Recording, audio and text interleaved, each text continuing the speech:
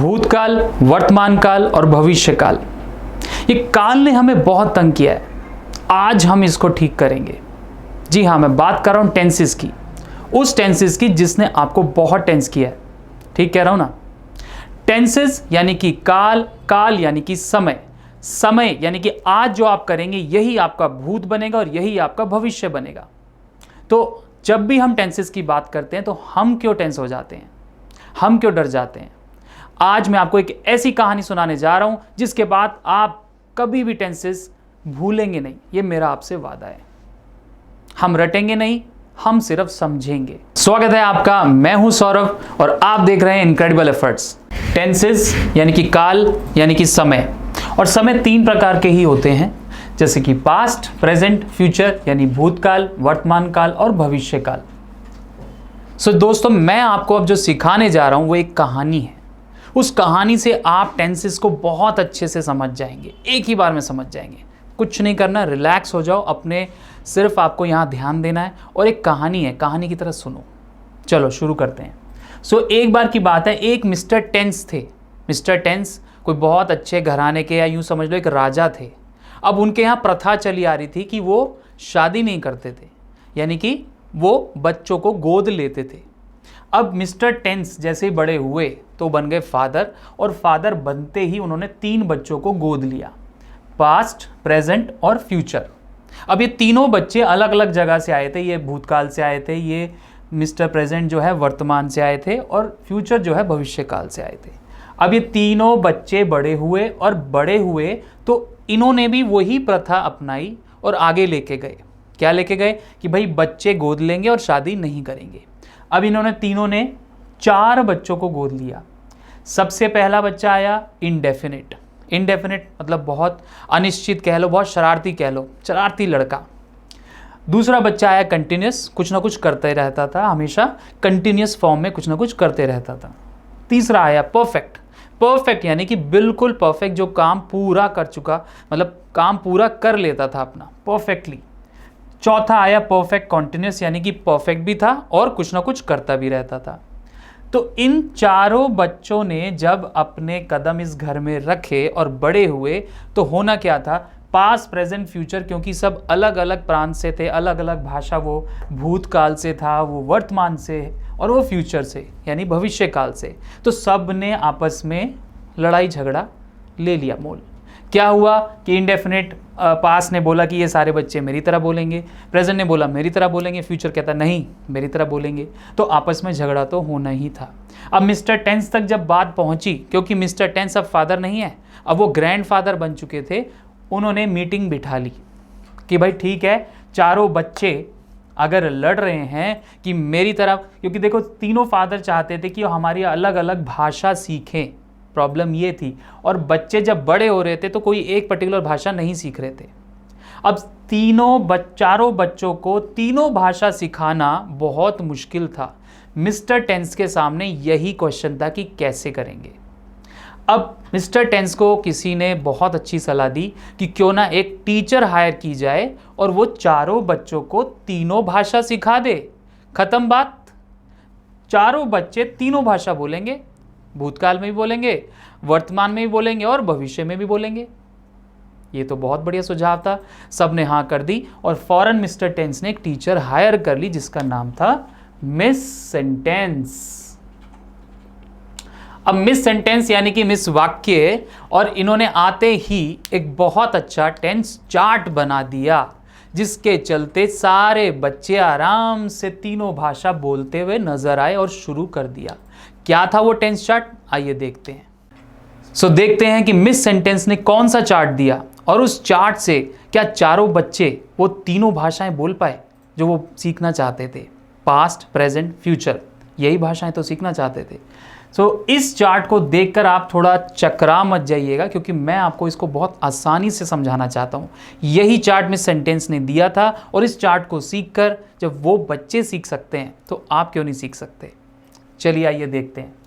तो सबसे पहले पास्ट इनडेफिनेट, जब भी ये कॉम्बिनेशन बनता है, यानी इनडेफिनेट जो अनिश्चित बच्चा है पास्ट वाले पापा यानी फादर के पास जाता है तो वो क्या बोलता है, खाया पिया सोया, क्रिया देखो जो भी टेंस होगा, काल होगा, उसमें क्रिया तो जरूर होगी और उस क्रिया में आपको सिर्फ उसकी पकड़ करनी है। यानी कि पास्ट इंडेफिनेट का जब कॉम्बिनेशन बनेगा तो जब जो भी सेंटेंस हमारा खाया पिया सोया वाले बनेंगे, मैंने खाना खाया, उसने सिनेमा देखा, वह वहां गया, तो ये सारे पास्ट इंडेफिनेट कहलाएंगे और इसमें V2 यानी वर्ब की सेकंड फॉर्म लगेगी। आई टुक, आई वेंट, मैं गया, मैंने लिया, आई गेव, मैंने दिया। तो ये सारे के सारे जो आप क्रिया सुन रहे हैं ये V2 है, यानी V2 यानी वर्ब की सेकंड फॉर्म। अब बात करते हैं पास्ट कंटिन्यूस। कंटिन्यूस यानी कुछ ना कुछ काम हो रहा है।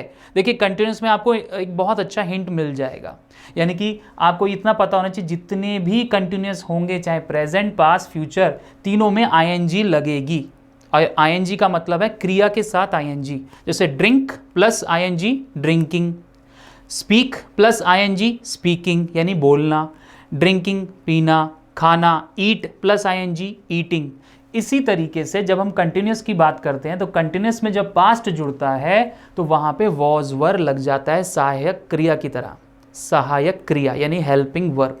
ही वॉज गोइंग, वह जा रहा था, तो कुछ काम हो रहा था, ये इसकी हिंदी की पहचान है। तो मिस सेंटेंस ने हमें हिंदी की पहचान दी, हमें क्रिया बताई कि क्रिया की कौन सी फॉर्म आएगी, उसके आगे आईएनजी लगेगा कि नहीं लगेगा, और सहायक क्रिया भी साथ में दी सभी के सभी टेंसेस में।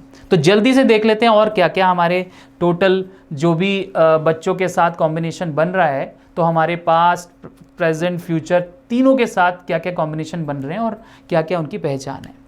तो पास्ट कंटिन्यूस मैंने आपको अभी बताया कि V1 प्लस आईएनजी यानी कि वो काम हो रहा था। अब पास्ट के साथ जब परफेक्ट मिलता है यानी कि वो काम हो चुका था, परफेक्ट मतलब कोई काम हो गया था। अब पास्ट है तो हम था बोल रहे हैं, अगर प्रेजेंट होगा तो हम क्या बोलेंगे, हैं बोलेंगे, और अगर फ्यूचर होगा तो ऑब्वियसली होगा, हम खुद ही कह रहे हैं होगा, तो गागेगी लगेगा।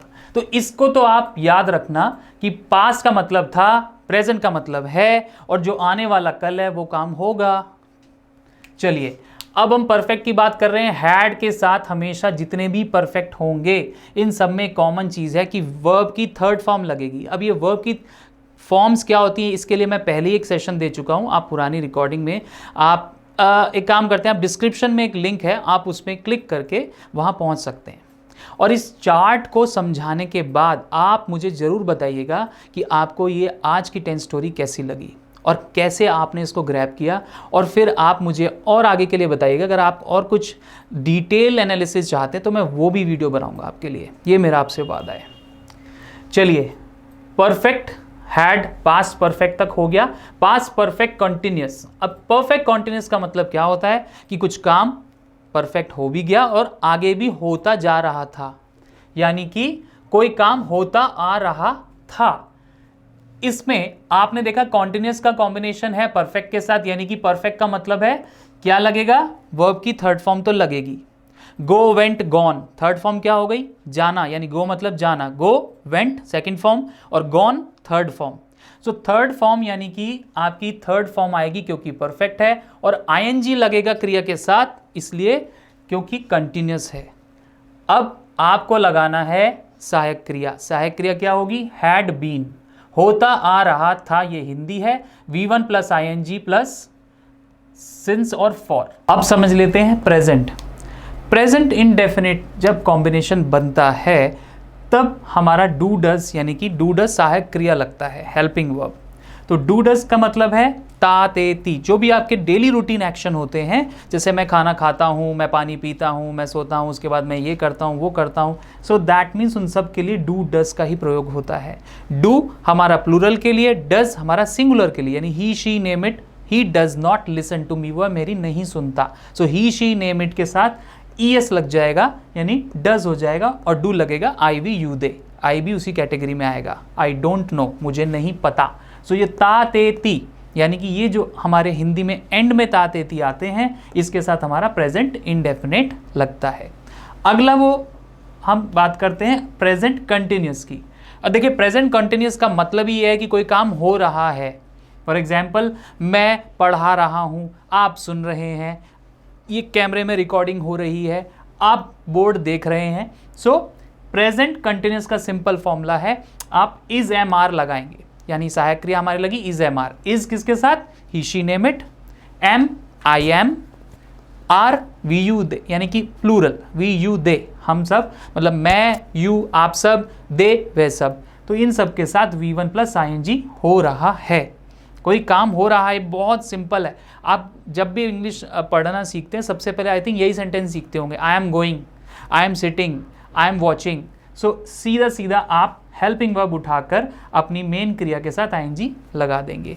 अब हम बात करते हैं प्रेजेंट परफेक्ट की। परफेक्ट, एज मैंने पहले बताया, परफेक्ट मतलब जो काम हो चुका है, बिल्कुल पूरी तरह फिनिश हो चुका है, यानी कि मैंने आपको पिछली वर्ब का सेशन दे दिया है, परफेक्ट हो गया। I have given you the verb session, या I have completed the recording for verb session. So I के साथ मैंने हैज हैव लगाया, यानी कि आई के साथ हैव लगा। अब यहाँ हैज हैव में वही डिफरेंस है, जहां भी आप ऐसे देखेंगे ही शी नेम इट सिंगुलर के साथ हैज और आई वी यू दे प्लूरल के साथ हैव आएगा। अब इसमें परफेक्ट है, इसलिए V3 लगाना मत भूलिएगा। V3 मतलब वर्ब की थर्ड फॉर्म, जैसे मैंने बताया go went gone, so gone third form.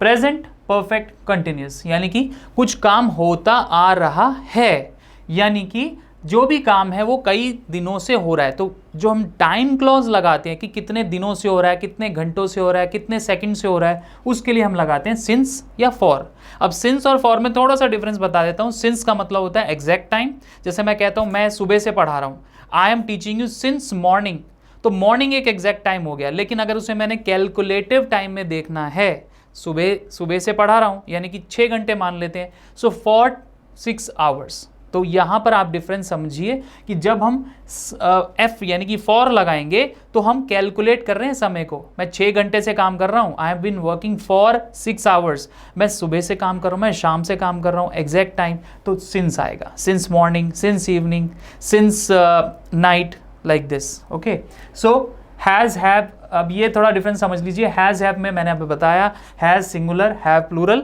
और बीन तो लगेगा। बीन क्यों लगेगा? क्योंकि परफेक्ट भी और कंटिन्यूस भी है। जैसे मैंने बताया काम होता आ रहा है, प्रेजेंट में होता आ रहा था पास्ट में, और फ्यूचर में होगा होता आ रहा होगा। तो ये हो गया हमारा प्रेजेंट पूरा इनडेफिनेट और अदर कॉम्बिनेशन के साथ। अब हम लास्ट देख लेते हैं फ्यूचर। फ्यूचर का मतलब होगा, गागेगी, कोई काम होगा, तो सबसे पहले इंडेफिनेट हमारा वही आ गया कि वह जाएगा, वह खाएगा, वह पिएगा, सोएगा। सो गागेगी, और इसमें V1 सिंपल V1 लगेगी। He will go, she will go. देखिए शैल और विल में सिर्फ यही डिफरेंस होता है। वैसे तो ये ब्रिटिश इंग्लिश है। शैल जो वर्ड है SHALL, ये ब्रिटिश है। ब्रिटिश ग्रामर में ही आप इसे देखेंगे, अमेरिकन लैंग्वेज में ग्रामर में नहीं देखेंगे। शैल लगता है I और V के साथ, वो भी इंटरोगेटिव फॉर्म में, लेकिन कई बार आप शेल नॉर्मली सुनेंगे लोगों का, जो जिसको भी सुनेंगे आप समझ लीजिएगा कि वो ब्रिटिश यानी ब्रिटेन से, यानी UK या लंदन से है। ठीक है, तो फ्यूचर में विल शेल लगता है, और simple I he she named, किसी के साथ भी आप विल शेल लगा सकते हैं। I we you they, he she name it, singular plural दोनों के साथ। अब बात कर लेते हैं फ्यूचर कॉन्टिन्यूस की। वह जा रहा होगा, सिंपल हो रहा होगा, V1 plus ING। He will be going, he shall be going. So will be shall be same वही सिचुएशन है, आई और वी के साथ शैल लगा सकते हैं। अब फ्यूचर परफेक्ट देख लेते हैं कि वह काम हो चुका होगा, जब मैं वहां पहुंचूंगा वो काम हो चुका होगा। That work will have been done. So again verb की थर्ड फॉर्म, बाकी सेम वही रहेगा, विल शैल हैव साथ में लगेगा क्योंकि परफेक्ट है। अब फ्यूचर परफेक्ट कंटिन्यूस, वैसे तो ये वाला टेंस यूज नहीं होता, इसका कोई ज़्यादा सेंस नहीं है, लेकिन फिर भी समझने के लिए विल हैव बीन, होता आ रहा होगा। वह कोई काम फ्यूचर में होता आ रहा होगा, कब से होता आ रहा होगा, फिर से हमें सिंस फॉर लगाना पड़ेगा, क्योंकि हमें तो सबूत देना है वह काम कब से हो रहा होगा, तो सिंस फॉर वहाँ लगेगा। So again future perfect continuous में आप will have, shall have, been लगा सकते हैं, plus since for V1 plus ING। So I hope आपको टेंस स्टोरी बहुत इंटरेस्टिंग और बहुत आसान तरीके से समझ आ गई होगी। सिंपल आपको ये ध्यान रखना है, पास्ट प्रेजेंट फ्यूचर मेरे 3 ये पिलर्स हैं, इनके साथ साथ मेरे ये 4, इनके साथ साथ इन तीनों पिलर्स के साथ इनकी 4 तरीके से आप कह सकते हो कि डेफिनेशंस हैं, indefinite, continuous, perfect, perfect continuous. तो पास्ट था, प्रेजेंट है और फ्यूचर होगा। आई होप आपको आज की टेंस स्टोरी बहुत अच्छी लगी होगी। अगर अच्छी लगी तो सब्सक्राइब करना मत भूलिएगा और इसे शेयर भी कीजिएगा। Till then keep practising, see you in the next video. जय हिंद।